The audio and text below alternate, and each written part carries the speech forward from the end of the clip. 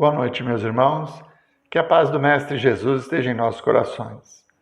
Vamos continuar o nosso estudo do Livro dos Espíritos a partir da questão 260. Estamos tratando do assunto escolha das provas. Então vamos lá. Como pode o espírito querer nascer entre gente de má vida?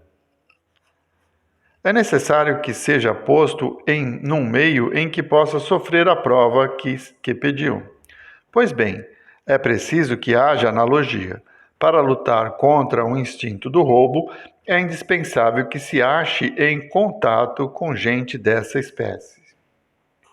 Muito bem.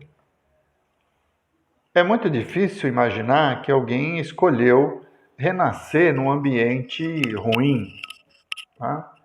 Com doenças físicas ou com necessidades financeiras, enfim. Normalmente, pelo pouco conhecimento ainda e abrangência que nós temos, nós imaginamos que a pessoa, tendo o poder de escolher, escolheria a saúde, a riqueza, a beleza, né? Mas, quando nós estamos fora da matéria, esses valores diminuem, perdem a importância.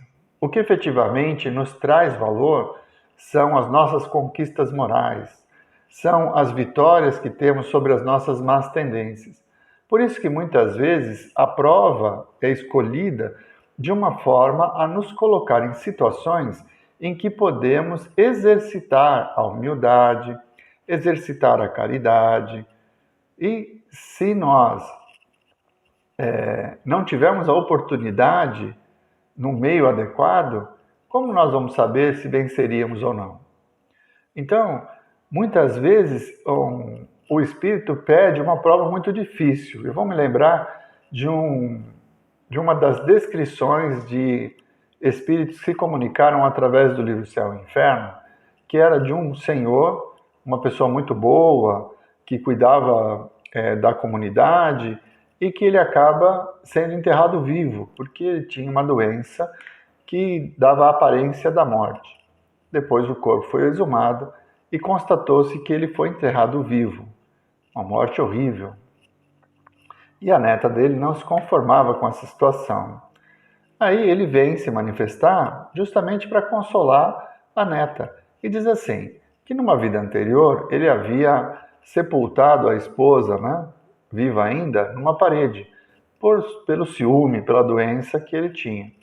Ele acaba matando a esposa dessa forma. E mesmo a esposa já o tendo perdoado, ele não conseguia se perdoar. Então pediu a prova. Então veja, a situação difícil de ser enterrado vivo, de despertar dentro do caixão sem oxigênio, é uma situação que dá aflição só de imaginar. Mas ele precisava passar por isso para aliviar a própria consciência. Então não foi Deus que determinou, não foi um castigo, mas a vontade de aliviar a consciência. Então as nossas reencarnações, elas ocorrem de acordo com as nossas necessidades, para que possamos, através dela, aprender, melhorar, evoluir. Então, a escolha será feita de acordo com a necessidade do espírito, e não do corpo, e nem da vida material.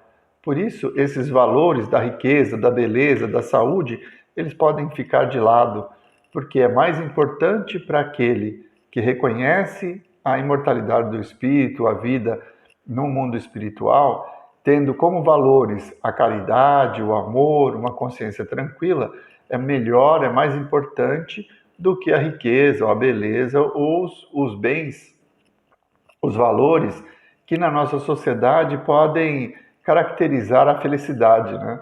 Muita gente acredita que a riqueza traz felicidade, que a saúde, a beleza são fatores indispensáveis para que a pessoa seja feliz.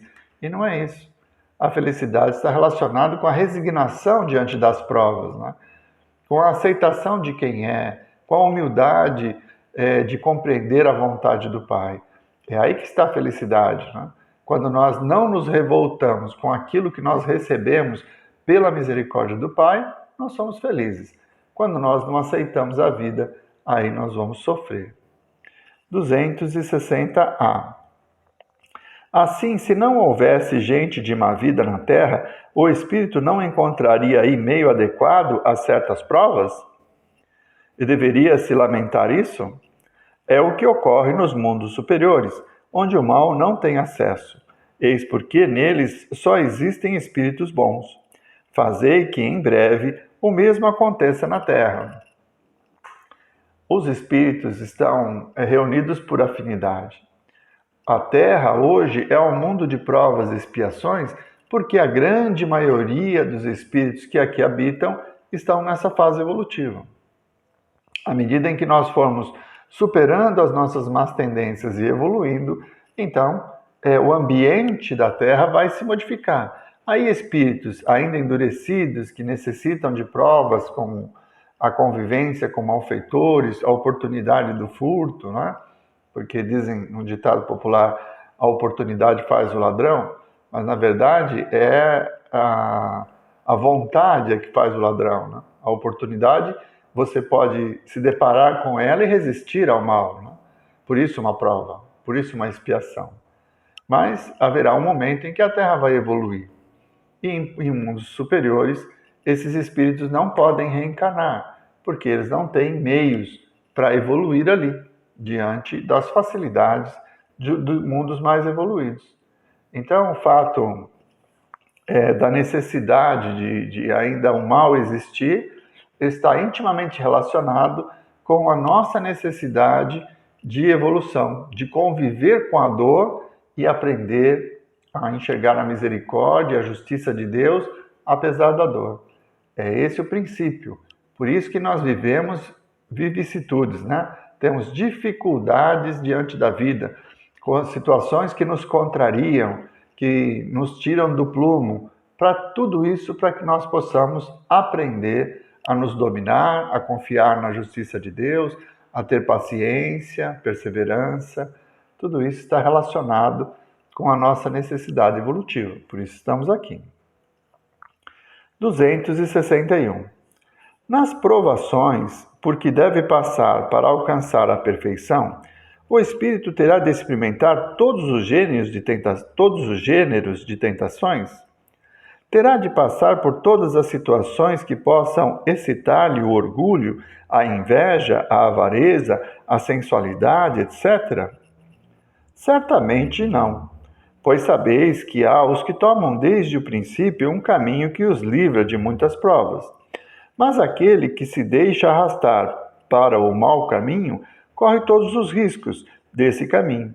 Pode um espírito, por exemplo, pedir a riqueza e esta lhe ser concedida. Então, conforme o seu caráter, poderá tornar-se avarento ou pródigo, egoísta ou generoso, ou ainda entregar-se a todos os prazeres da sensualidade, o que não quer dizer que deva passar forçosamente por todas essas tentações. Muito bem. Aqui um exemplo muito simples. As pessoas que estão saudáveis não precisam de remédio. Então, à medida em que nós vamos vivendo experiências e nos aproximando do Evangelho, nos aproximando da prática do Evangelho, não do conhecimento, né? Porque o conhecimento nós temos há 2000 anos. A prática já é algo diferente. Mas à medida em que nós vamos praticando o Evangelho, nós vamos percebendo as vantagens, né? Porque Jesus chama aqueles que conseguem praticar o Evangelho de bem-aventurados, por causa da felicidade, da superação, da tranquilidade que nós adquiriremos quando praticarmos plenamente o Evangelho em qualquer circunstância da nossa vida. Então, quando nós conseguirmos ser humildes a ponto de não nos ofendermos com as opiniões adversas, com o comportamento diferente daquele que nós achamos correto, então nós vamos ser felizes, porque sem ofensa não há mágoa, não há rancor, não há ódio. Então, à medida em que o espírito se aproxima da prática do Evangelho, ele vai pulando etapas. Então, um espírito que viveu pelo orgulho, que oprimiu pessoas, ele vai precisar passar pelas tentações. Ele vai receber uma prova muito difícil de ser rico e de resistir a essa tendência orgulhosa. Ou vai reencarnar numa situação de miséria, para que ele possa compreender os males do orgulho. Todas essas circunstâncias, elas são educativas e nunca punitivas. Deus nos oferece oportunidades de evoluir. E o nosso esforço em modificar, em combater as nossas más tendências, nos leva a uma situação de vida mais confortável. Não quer dizer rica, bela e saudável, mas uma vida serena, porque resignados diante da prova, nós conseguimos superá-las sem a sensação de injustiça, sem a revolta, sem o ódio. Então, a prática do Evangelho nos liberta de algumas situações. Como eu disse antes, só os doentes necessitam de remédio. Se nós não temos a doença, não vamos precisar passar pelas provas. 262. Como pode o espírito que em sua origem é simples, ignorante e sem experiência, escolher uma existência com conhecimento de causa e ser responsável por essa escolha? Deus lhe supre a inexperiência, traçando-lhe o caminho que deve seguir, como fazes com uma criança desde o berço. Contudo, pouco a pouco, à medida que o seu livre-arbítrio se desenvolve, ele o deixa livre para escolher e só então é que, muitas vezes, o espírito se extravia, tomando o mau caminho por não ouvir os conselhos dos espíritos bons. É a isso que se pode chamar a queda do homem. Vamos fazer uma analogia. Quando nós éramos espíritos primitivos, o corpo que nós habitávamos, ele era limitado. O nosso cérebro não tinha a mesma capacidade que tem hoje. E nós vivíamos mais pelo instinto do que pela razão. Então, o instinto de sobrevivência, o instinto do medo, né, com a segurança, a fome, enfim. Nós éramos como os animais irracionais são guiados mais pelo instinto.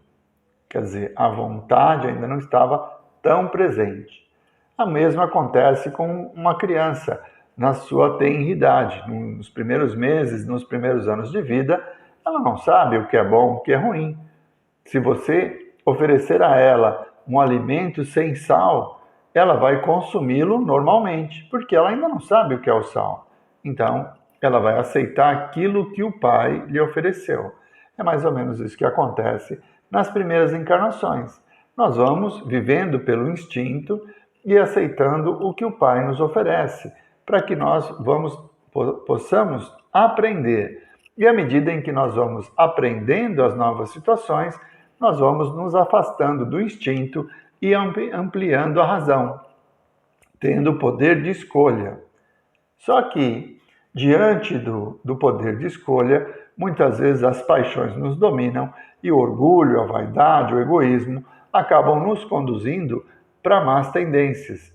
E aí a lei de causa e efeito faz com que nós colhamos as consequências disso até aprendermos a caminhar segundo a vontade do Pai, que está relacionado diretamente com o Evangelho do Cristo, com a lei de amor, de caridade, com a humildade, enfim, com os ensinamentos que Jesus nos trouxe. Então vamos parando por aqui. A próxima semana nós retomaremos na questão 262A. Então vamos fazer a nossa prece, elevando os nossos pensamentos até o mais alto, buscando a sintonia com os nossos irmãos espirituais, nos recordando da nossa casa de oração, da imagem do Cristo que de braços abertos nos aguarda, para que, quem sabe, em breve tempo, possamos nos reunir novamente e compartilhar daquele ambiente de luz e de paz. Mas como estamos distantes, que em pensamento possamos buscar aquele ambiente. Possamos entrar em sintonia com os mensageiros do Cristo, com os trabalhadores da nossa casa, liderados e coordenados pela Mãe Maria, e nos deixarmos envolver por esses bálsamos curativos, por essas energias balsamizantes que nos aliviam a tensão, que nos trazem serenidade e paz. Mestre Jesus, nós vos agradecemos, Senhor, por mais esses instantes em que pudemos ter convosco. Que a vossa paz, que a vossa luz se faça entre nós e que estejamos receptivos aos fluidos que nos são oferecidos, para que, fortalecidos, possamos afastar as más tendências, afastar os maus pensamentos, afastar os fluidos impuros e seguirmos na vida de uma forma melhor. Muito obrigado, Mestre Jesus. Muito obrigado, meus irmãos. Uma boa noite a todos.